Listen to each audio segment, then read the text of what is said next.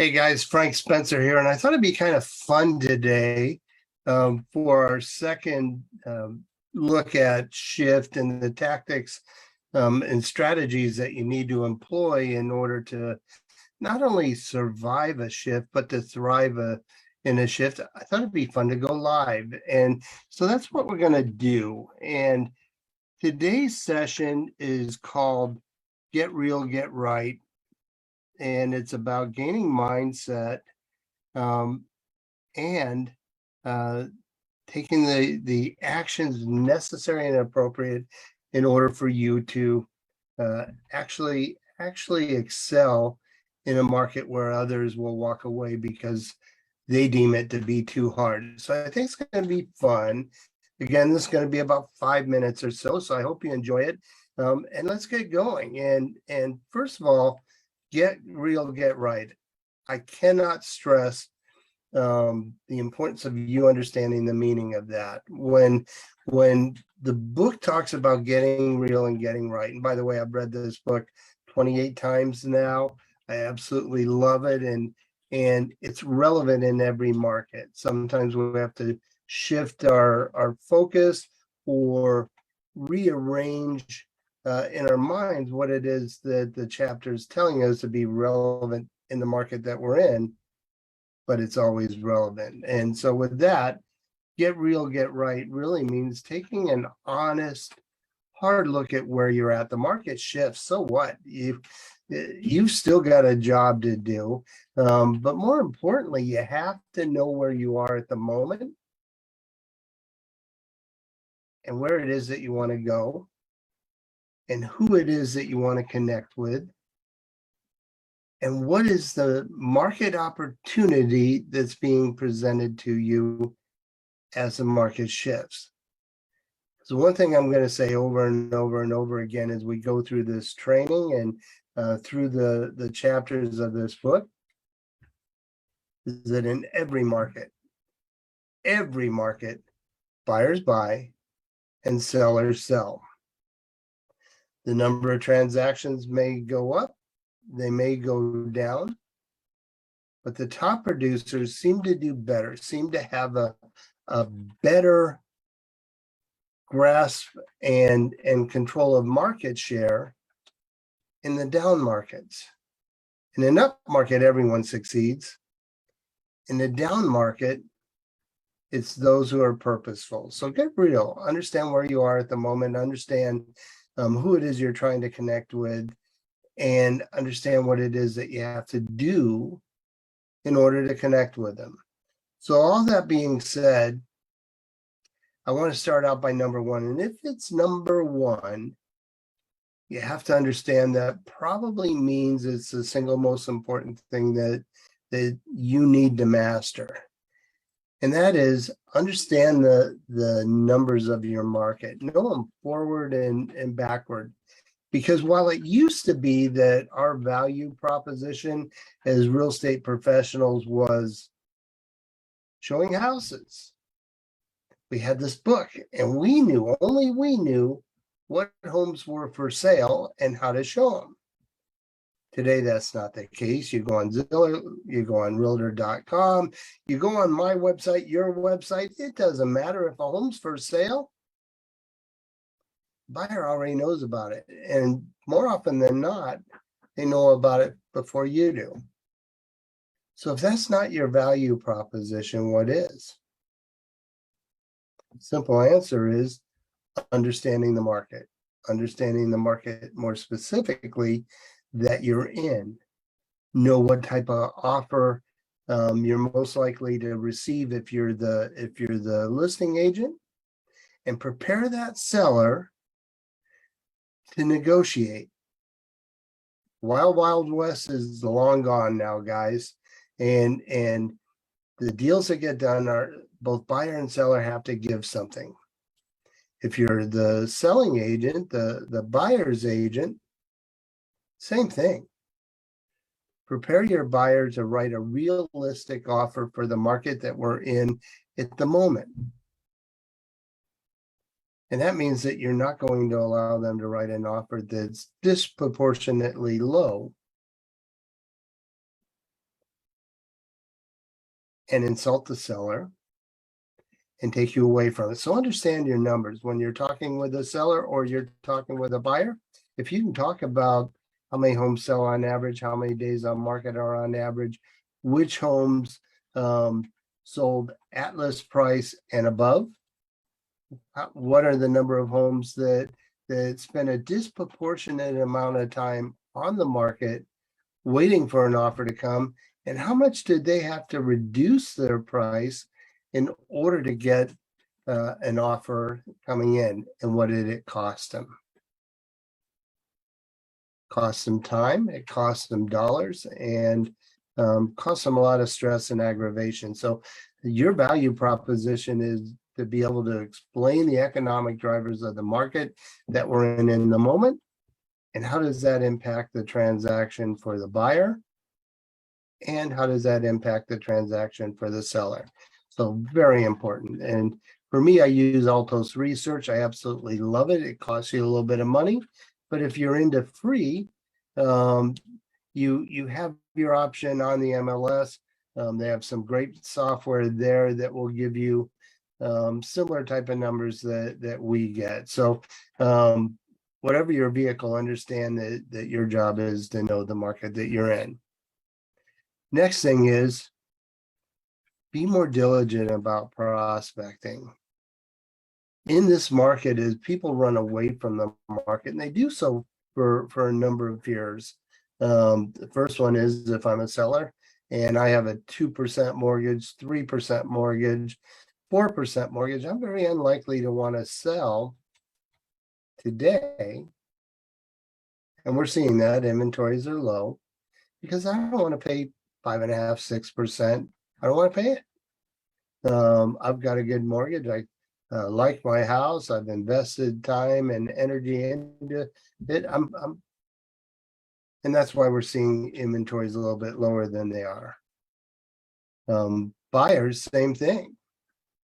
Their fear, though, may be a little bit different. You may see a spike in buyer activity because they know if they wait, interest rates are likely to continue to go up. And as we have this dialogue today, just yesterday, the Fed upped the rate another 6 basis points, and in doing so, signaled that they were prepared to do it again. They're going to continue to raise the interest rates, and that's important. You need to understand why that's important, because for every 1% that the Fed increases interest rates, your buyer loses 12% of their buying power. So yesterday's, when the Fed raised the rate, the buyers out there looking lost roughly about 9% of their buying power. And that can make the difference of qualifying, not qualifying, being able to afford, not being able to afford, or having home ownership be the right decision for them at the moment. So again, understand your numbers, be very diligent about prospecting, because you're going to have to mentally qualify buyers and sellers today as to, is this their time, or are these people that are going to have to wait a little bit, wait for the market to gain its equilibrium again and start to come back. That doesn't mean we don't invest time in them, but in a market like the one we're in today, it's critical. It's absolutely critical that we work with motivated people who are ready, willing, and able to buy or sell today. The people who wait 5 months, 6 months, God bless them. We love them. We want to be there 5, 6 months for them, and we want to stay connected to them. But we're prospecting for now buyers and now sellers. I think I beat that up pretty good. The other thing is, 2 things on this, on number 3. First of all, where are your leads coming from today? Double down on that. Real important that you do that. Where are the leads coming from? And then double down on that. And the second thing is, consider alternate sources of leads. It used to be that we just knocked on doors. Hi, want to sell your house? No? Okay. Know anyone that wants to sell your house? You know the script. And that's wonderful. But do we do that today? No. Do people like us knocking on our door? No. We used to dial for dollars. We just call and call and call and call. I want to sell your home? No. Great, wonderful. Know anyone that wants to buy or sell their home today? No. And we go on and we go on and we go on. But we have that do not call list. And that could be problematic for us. And the fines are huge, and we have to take them seriously. So that being said, what are the sources of lead generation today? And more importantly, and probably most importantly, what are you willing to do? Because we know that open houses work. We know that mailers work. We know that door knocking and cold calling have worked in the past, and for some, they still work today. We know all that. But we also know there's a lot of people that won't do any of those things. And so when we're looking at our sources of leads and we're looking at adding new strategies, it's not enough to know that Frank Spencer was successful doing X. It's more important to understand what you're committing to, and then asking yourself whether or not you actually will do it, actually will take responsibility on a predictably consistent schedule to do that. So real important, what is it that you will do? And then think about things that you can add, hold them accountable. If they're not bringing you leads and they're costing you time or they're costing you money, rethink the strategies, but give them enough time to work. Time on task over time. A favorite saying of mine really means that most of our lead generating efforts have a compound effect. So we may not get results today. We may not get results tomorrow. We may not get results the day after. But each day we incrementally move closer to getting results. So allow yourself the time to make it work. For me, for example, with mailers, I do a lot of mailers. I went 18 months before they started generating results for me. And I do a mailer every single month, and every single month I get quality leads from them. I went 18 months spending the money, putting in the time, and before I started to see those results. So whatever lead generation techniques you are thinking of, make sure that you give them time to work. Don't be like the book 3 Feet from Gold, where you quit just before it's about to pay off. Analyze and give yourself the time that you need. The next thing, oh God, this is so important, and I probably should pay more attention to this, being a little critical of myself. Know what you're going to say. Don't go in there and wing it. Understand what the pushback is going to be from the lead, from the client, and be prepared to answer those questions and address those concerns, because that's what they need from you. If you have the right answers, and if you anticipate and plan for their pushback and for their challenge of your position, you've defined your value. You've given them the information they need to make an intelligent decision. So while some people say I never use scripts, and I'm certainly one of them, I can't tell you how many times I've said that, but over the course of my last 30 years in this business, I've developed my own scripts, and I say the same thing over and over and over again. My wife will tell you that. I say the same thing over and over and over again, but I do so with predictable confidence that what I'm saying is relevant to the moment. So it's critical that you understand what it is that they're going to ask of you, and that you're prepared to answer that transparently, honestly, and directly. Don't beat around the bush. So you have to be ready for anything they're going to throw at you. Next thing is, if you're doing marketing pieces, does your direct response message is it intriguing enough to make people want to actually email you, text you, call you? Big question. If it's not, it's one of two things. It just is really, really bad, or it's not connecting or resonating with the buyer or seller, the demographic that you're trying to connect with.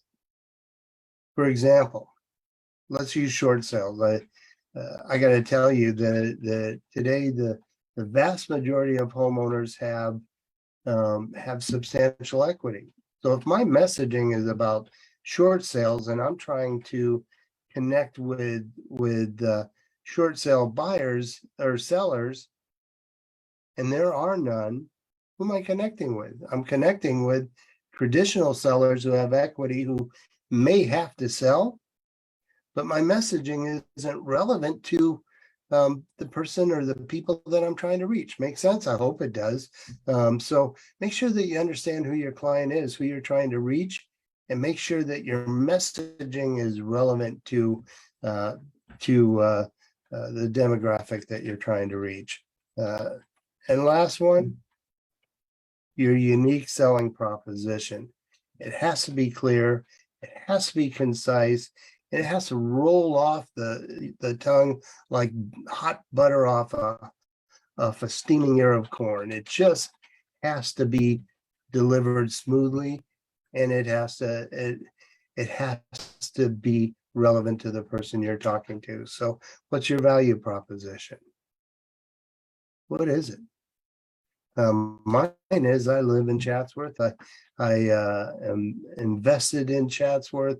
I only market in Chatsworth. My efforts are focused on Chatsworth.